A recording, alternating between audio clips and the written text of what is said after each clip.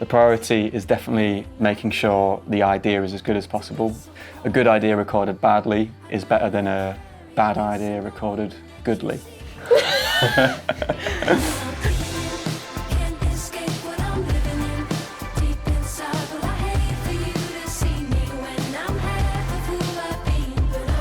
I'm Humphrey. Hey, I'm Abby. And we are 2/5 of MarthaGunn.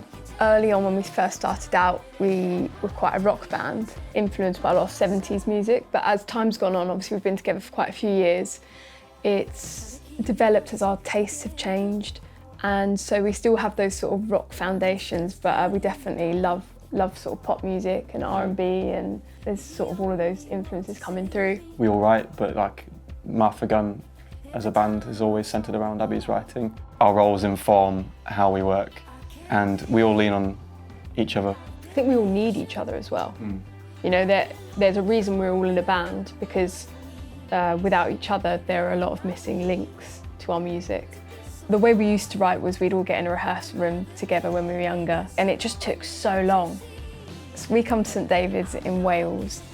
We've been coming here for about 7 years to write and focus more than anything. Yeah, maybe. That was quite cool what you did in the verses. I like that. I'll be here all day.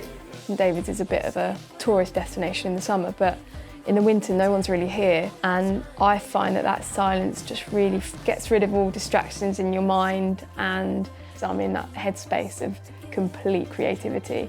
It's not something you can tap into all the time when you're around your family, your friends, all these little bits that are distracting you. I feel like motivation levels at a group high when we're all together, which is really nice. Yeah, if I hear you guys making something really cool, it makes me want to go make something. I should be making make something cooler. cool. Yeah, I've got to make something cooler. It's not only the music that we come away with, it's also a sense of sort of resetting as a band, focusing on the vision that we have as well. It's really easy to sort of forget where you're going.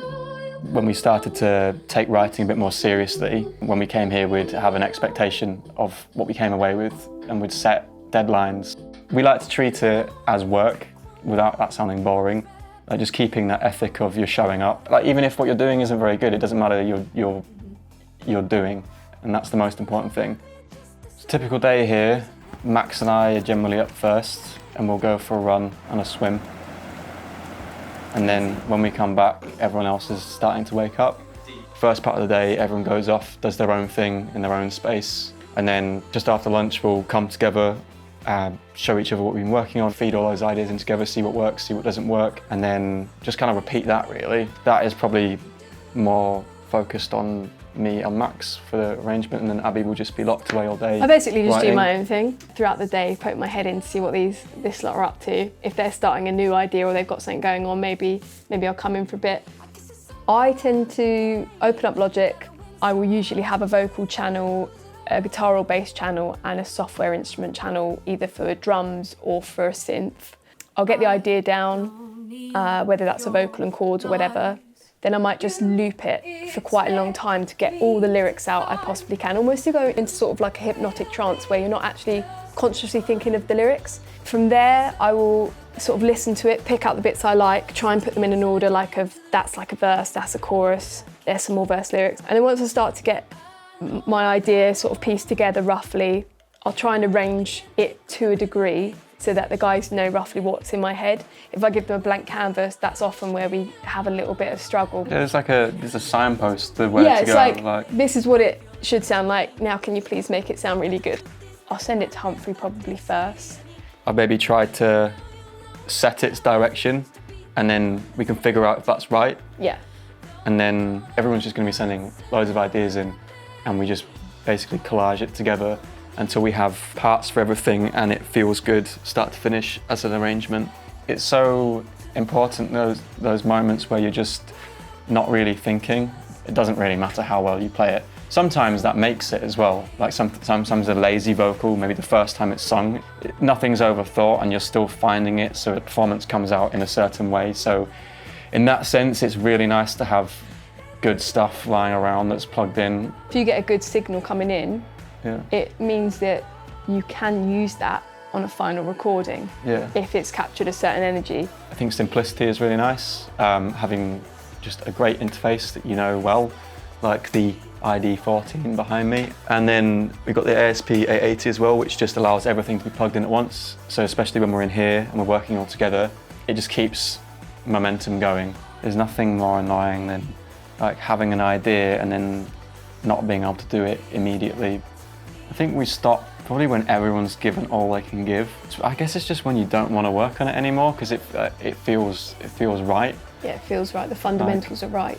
You listen to it start to finish and nothing's jumping out as that's wrong. We demo songs because first of all you've got to get your song into a physical state where other people can hear it, but also it's really important to get all of your ideas out. It's not always easy to articulate to other people, like producers, how you want something to sound. They might hear things in a slightly different way, and if you don't have that vocabulary to be able to tell them what you want, it can be really intimidating. So the more knowledge that you have, the more chance you're going to end up with music that you actually like and intended to make. And we demo things a lot. Like it will go through 3 demos sometimes, which might seem excessive, but that way we know when we get into the studio, we have given the producers such a clear image of what we want. People always say like, oh, we came up with this really cool thing in the studio. I think that's almost a glamorised version of what it's really like, because for us, we like to go in with such fully imagined ideas so that we can enjoy ourselves and allow those moments to happen. You can use that time to just take everything you've already got to another level. I'd also say demoing is super important because what a song should be often doesn't reveal itself immediately. You just allow it to evolve and be the best thing it can possibly be. The first trip we ever went on, I think we treated it half as a holiday and half as a writing trip, but it can completely change the course of our year if we come back with a load of great songs. So it is super intense, and there are ways that we all break it up. Hump and Max go running a lot. There's a pool table downstairs that we've spent many a night at. It's a great place to blow off steam. One of the perks of being where we are is there's some incredible coastline and nature, and we'd be foolish to not soak that up while we're here. So there's some lovely little hamlets like Porthgain, which is an old port. Another beautiful thing about being in such an amazing area is it's beautiful in all weathers. There's something to appreciate.